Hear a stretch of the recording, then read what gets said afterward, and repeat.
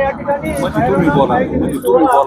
क्षेत्र केडगाव देवी श्री क्षेत्र पंढरपूर ही एक दिंडी आहे जी बराच किलोमीटर अंतर चालून या ठिकाणी आली आहे. विश्रांतीसाठी थोडा वेळ थांबलेले आहेत. आषाढी एकादशी जवळ आली आहे. पंढरपूर सुद्धा जवळ आले आहे. काय त्यांचा आनंद आहे, काय त्यांची ऊर्जा आहे, काय त्यांचा उत्साह आहे ते जाणून घ्यायचा प्रयत्न करू. जय हरी विठ्ठल, रामकृष्ण हरी. बोला माऊली. माझे नाव सोनाली संदीप बुगे. आमची भैरवनाथ पायी दिंडी 1600 क्षेत्र केडगाव देवी हे पंढरपूर केडगाव ते पंढरपूर हा पायी दिंडी सोहळा आमचा हा 40 वर्षापासून आमची परंपरा ही चालू आहे. महापौर संदीप दादाजी संदीप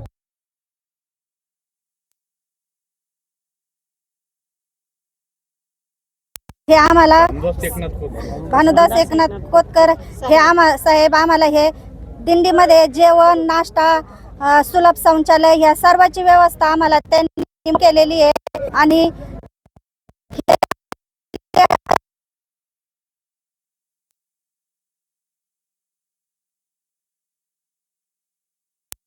आणि हा पांडुरंग आम्हाला चालण्याची शक्ती देतो. आम्ही हा पांडुरंग आम्हाला काही कमी पडू देत नाहीये आणि आम्हाला काही त्रास होऊ देत नाहीये.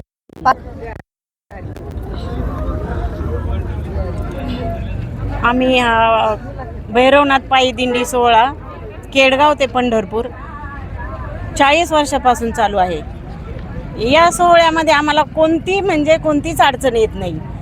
पहिली गोष्ट म्हणजे आता आम्ही साड्या घ्यायचं ठरवलं होतं. साहेबांनी आम्हाला साड्या सुद्धा दिलेल्या आहेत, रेनकोट पण दिलेले आहेत, बॅगी पण दिलेल्या आहेत. आम्हाला सगळी सुविधा करतात आणि टॉयलेट ते पण दिलेले आहेत. तेवढीच अडचण होती. दादांनी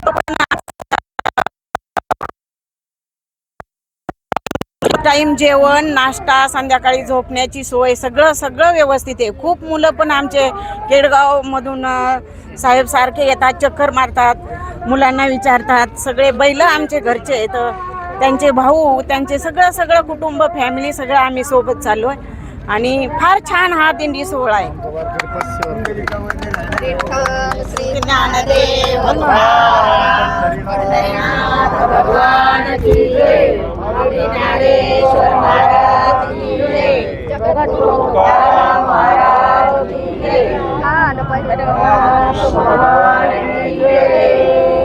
खूप सुंदर शब्दामध्ये ताईंनी बोललेलं आहे. आता मला 2-3 प्रश्न विचारायचे आहे. आषाढी एकादशीला आणखीन एक नाव आहे, सांगता येईल का? काय नाव आहे? देवशाहिनी. अगदी बरोबर आहे, देवशाहिनी एकादशी. बरं, या ठिकाणी एका वर्षामध्ये किती एकादशी असतात? 24. 4-5 एकादशीची नावं सांगता येतील का? कामदा एकादशी बरोबर आहे, कामिनी एकादशी, योगिनी एकादशी, निर्जला कार्तिक एकादशी बरोबर आहे. ठीक आहे, ओके. कमला एकादशी. तर आपल्याकडे होतं कसं माहिती आहे का, की आपल्याकडे ही जी आषाढी एकादशी याचं खूप विशेष महत्त्व आहे.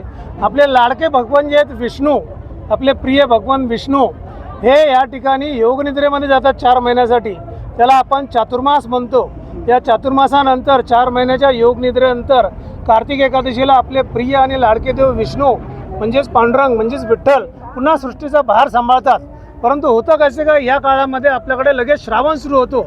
श्रावण सुरू झाला की देवाधिदेव महादेव येतात, ते सृष्टीचा सांभाळ करतात. आणि महादेव झालं की लगेच गणपती येतात, ते सृष्टीचा सांभाळ करतात. ते झाले की देवे येतात, महालक्ष्मी येते आणि त्याच्यानंतर पित्र येतात. म्हणजे 4 महिने आपल्याला पोरकं ठेवल्या जात नाही. हे बाकीचे देव येऊन सृष्टीचा सांभाळ करतात. सृष्टीचा सांभाळ करण्याचं काम हे मुख्यत्वे आपले प्रिय आणि लाडके देव विष्णूंचं आहे. परंतु ते 4 दिवस ज्यावेळेस योगनिद्रा घेतात त्यावेळेस हे बाकीचे देव येऊन आपले जे सांभाळ करतात, सृष्टीचा सांभाळ करतात. आता आपले जे लाडके देव आहेत विष्णू, त्यांची आणखीन एक यात्रा सुरू झाली आहे. सांगता येईल का त्याचं नाव काय आहे? 2-3 दिवसापूर्वी सुरू झाली एक यात्रा विष्णूंची. जगन्नाथ यात्रा. अगदी बरोबर आहे, जगन्नाथ यात्रा जी आहे ती आपल्या लाडक्या विष्णूंची आहे, प्रिय विष्णूंची आहे. पुरीमध्ये सुरू झाली आहे 2-3 दिवसापूर्वी. त्यांचे 2 सिबलिंग आहेत, एक बलराम आणि एक सुभद्रा. 3 रथ त्या ठिकाणी निघतात, बरोबर आहे. तर मला आता आणखी असा प्रश्न विचारायचा की देहू आणि आळंदी कोणत्या नदी किनारी आहे? आळंदीचं आणखीन एक नाव काय आहे?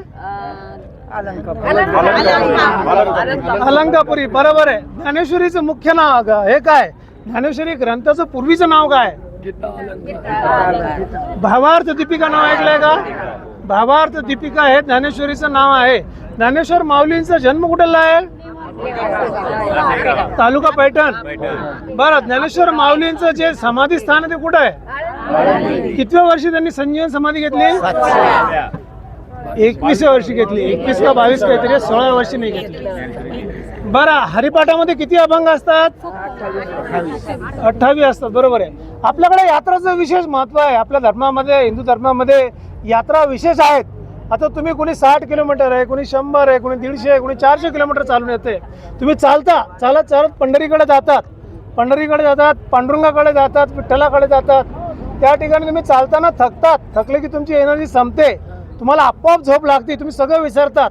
तसं हे चालणं आपल्या आयुष्यात सुद्धा आहे.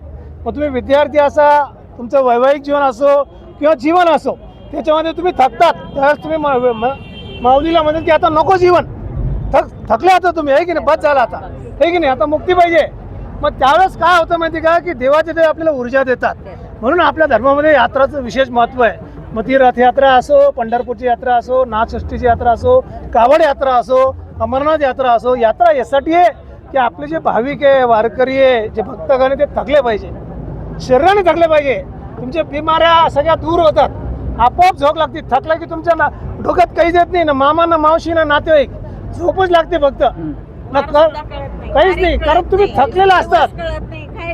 आणि दुसऱ्या दिवशी मग एनर्जी परत विठ्ठलाकडनं येते, विष्णूंकडनं येते, आणि आपण परत चालायला लागतो. त्यासाठी वारीचं विशेष महत्व आहे. आपल्या धर्मामध्ये यात्राला खूप महत्व आहे. यात्रा म्हणजे थकवणे, शरीराला, बुद्धीला, मनाला थकवणे.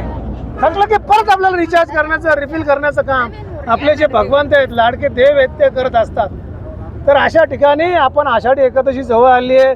तुम्ही बरेचसे किलोमीटर पावसामध्ये चालत आले आहात. बऱ्याच ठिकाणी तुमची राहायची व्यवस्था केली आहे. तुम्ही बरेच या ठिकाणी मान्यवरांचे नावं घेतलेले आहेत. तुम्हाला बरंच सहकार्य भेटलं आहे. कारण अशा मोठ्या योजना ज्या आहेत, मोठ्या ज्या यात्रा असतात, त्या सहकार्याशिवाय शक्य होत नाही. म्हणजे आम्हाला पांडुरंगच येतो. हो, सहकार्याशिवाय काही शक्य होत नाही. त्यामुळे जसं तुम्ही घेतलं तुमचे पांडुरंग आहेत, तसं प्रत्येक ठिकाणी सहकार्य करण्याचे पांडुरंगाच्या रूपाने कुणी ना कुणी येतं. तुम्हाला जाताना येताना कुणी ना कुणी मदत करतंच. धन्यवाद माऊली. जय रामकृष्ण, जय हरी विठ्ठल. धन्यवाद.